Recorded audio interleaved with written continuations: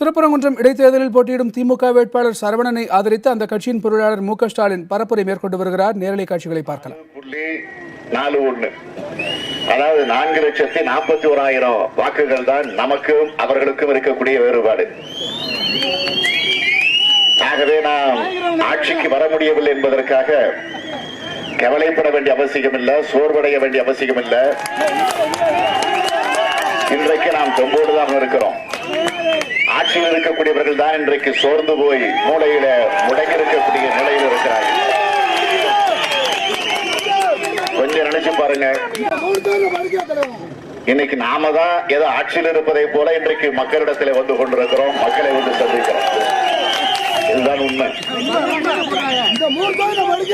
ஆக அந்த நிலையிலே தான் இந்த திருப்பரங்குன்றம் தொகுதியில ஒரு இடைத்தேர்தல் தமிழகத்தில 3 இடங்களில் தஞ்சாவூர், அரவக்குறிச்சி, இந்த திருப்பரங்குன்றம், பக்கத்து மாநிலத்தில புதுவை மாநிலத்தில நெல்லித்தோப்பு தொகுதியில ஒரு இடைத்தேர்தல்.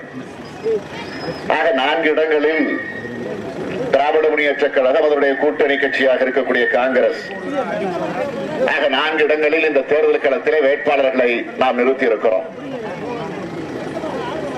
ஆகவே இந்த தேர்தல் எப்படி வந்தது? பொது தேர்தல் முடிவுற்று இந்த 4-5-6 மாதங்களுக்குள்ளே இந்த தேர்தலை சந்திக்க வேண்டிய அவசியம் என்ன?